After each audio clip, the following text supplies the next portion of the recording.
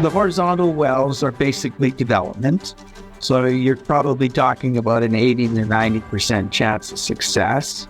The expectation is that we're going to have somewhere between 60 to 100 barrels a day per well. That includes the risk of 80 to 90% chance of success. We've included the geology, we've included the seismic, and we picked locations right next to our tested oil to find the best locations to drill. So that they have 60, 70% chance of each adding 100 barrels a day.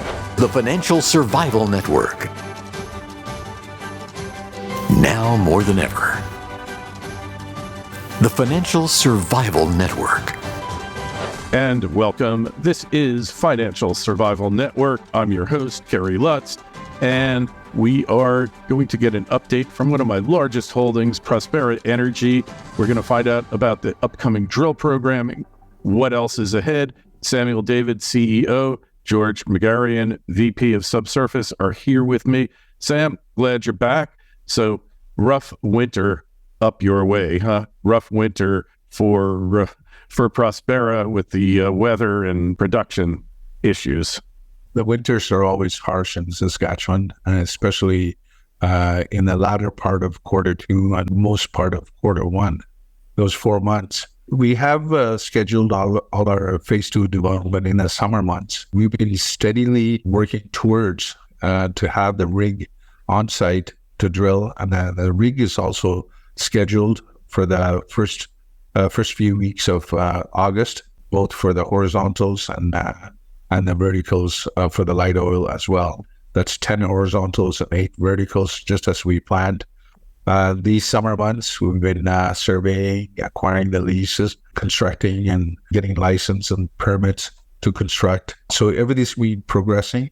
We have obtained a well license, and the rig is scheduled as well, and all the services are coordinated. Just to give you an example, a horizontal takes about 100 different type of services utilized, and work in consortium to do these kind of horizontal wells. We are drilling into depleted reservoirs, so we have to be very careful on loss of circulation. So all of those technical challenges we have piloted, and we have addressed the technical risks and the economic side of it as well, in coordinating the services and getting the terms, correct terms, and all those kind of things. The team has been steadily working, and we're ready to go August first week, after the long weekend.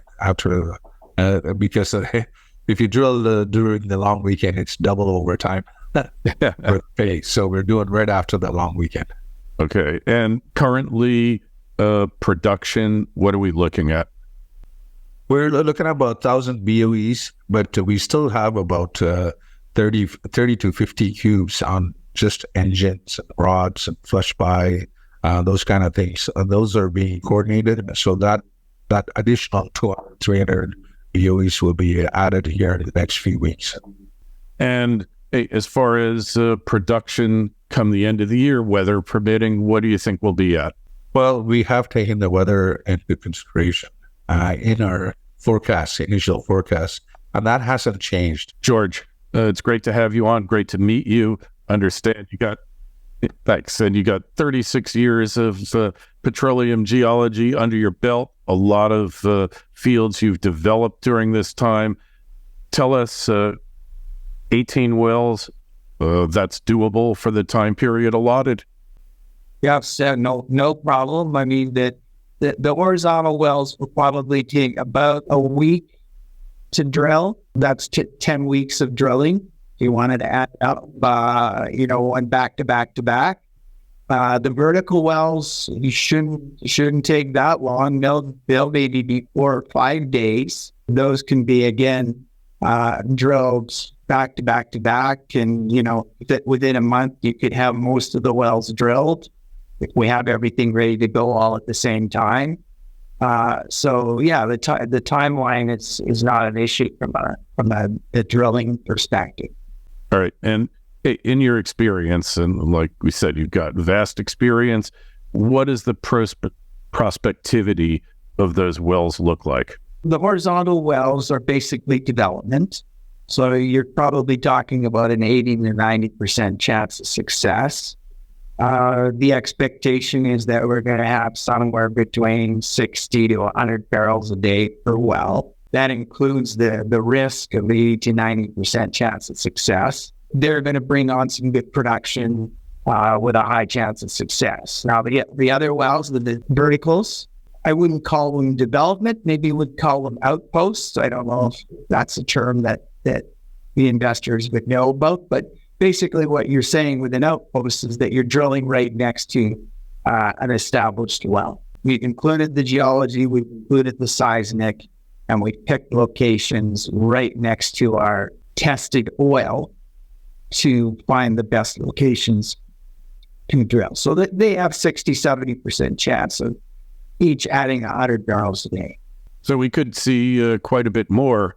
And Sam, as far as bringing those wells into production, are there any particular challenges there? What's the time frame once the well is drilled, assuming it's successful? But just prior to that, that seismic that George referred to, those are all 3D seismic. We have 3D seismic both areas, and these locations were picked with 3D seismic and well control, and it's very similar to actually George was pretty excited that these ones that we're going to drill looked a little bit better than the wells that we perfed. So we're excited about that. Now, for the horizontals, we're drilling from the existing lease, 10 meters away from an existing well. So it's a matter of tying into existing facility. So the horizontal wells will come on a lot quicker. Within a few weeks of drilling, we'll do the completion with the landing the pump. At the same time, we'll tie it in, and it's all pipelined to the facility. So the horizontal production, we can see it quite rapidly. The medium light oil, it's a new development area, so we have to acquire new lease, and we also have to construct some of the things that are associated with the new lease. We have to bring in new equipment, and we have sourced all of that out. And the technical team, the facility pipeline team has all the plans. We're proceeding with that. That'll take a little bit more time, probably another month and a half, because all those permits, we have been working on it since the summer started. So if I were bold to say, by end of quarter 3, we should have all of them on. Conceivably, all 18 wells could be online by quarter 3, which is quite an accomplishment. There seems to be confusion as to when the drill program was going to start. I know there are, like you said, there's hundreds of moving parts to get a program underway. So if you're a few weeks early or a few weeks late, it's not significant insofar as the weather goes and still getting the program done, is it? We were planning for July, August drill, late July, mid-August. So maybe there was a confusion that it could be done instantly. This is a lot of heavy iron moving, especially for a small company. For us, this is a big program. As far as we're concerned, we're on target. Our team has been working hard and quickly, but there's always permits and weather and all that. But I'd say we're on target, yes. As far as finances go and cash flow, I noticed, last year, obviously you had record cash flow from operations. It was up multiples of where it was before. And latest release indicates that you have more than enough cash on hand to finance the program. Well, you never have more than more that we need. In quarter 1, as you recall, the winter was pretty harsh. So, the production was down. And there was also the commodity price has been modest. It is getting a little better in the last few weeks, we noticed. But nevertheless, we're set to drill and finance these projects, especially with the exercise of the warrants and sustained cash flow as well. All right. And George, so as far as the composition of the oil, you said there's medium and light present, which was a surprise. Well, the medium light is in the Alberta fairway. We're pursuing The heavy is obviously all the Saskatchewan assets. The medium light will garner a better price than the heavy that we're producing in Saskatchewan. Also, the medium light oil is it's vertical wells, not horizontal wells or directional wells. So they'll be drilled quicker than horizontal wells as well. So it'll enable to bring those medium light oil, vertical or slanted wells a little bit quicker and cheaper as well in terms of capital outlay. We talked before that the company is actively seeking acquisition. Sam, can you I realize there's a limit to how much information you can give us on that. Can you give us the broad outline of where you're at in that process? Acquisition we planned in the core area to expand in the core area is still in progress.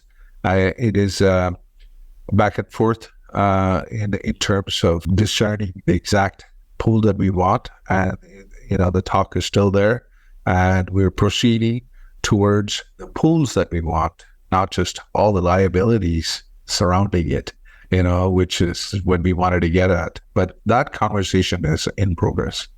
All right. I realize there's a limit to what you can tell us about it, but it's good to know that it's still alive and you're moving ahead. And so is there anything else? What about the polymer flooding and the upgrading? Any good question. Is there? A good question. We're moving towards a pilot. We're getting ready for application as well. That work has been steadily in progress as well. And we also have chosen the type of polymer that we need as well. And so we've been working with vendors, and we're moving towards application and a pilot as we planned. Right. And what about the new technology that actually takes heavy oil and turns it into better than WTI? I hope so. That is also proceeding as well. We have moved into the experimental stage, and that news is going to be coming out in the next week or so, where we're supplying our samples, and the experiment is going to commence. And we should be receiving a final report of the experiment at the end of the year. All right. So there's a lot happening, and like anything else, there in the normal ebb and flow of companies, there's active periods and there's not so active periods. Sometimes there's a lot of action taking place under the surface and you don't see it, which obviously is what's been happening here with Prospera. So look, go over to prosperaenergy.com, sign up for notifications so you'll get these news releases as they come. The ticker symbols in the US, GXRFF. In Canada, of course, it's PEI. Sam, George, thanks for coming on, and we will be following up with you in the months ahead. Thank you, Kerry. Yeah, I'd like to see that. Okay, thank you.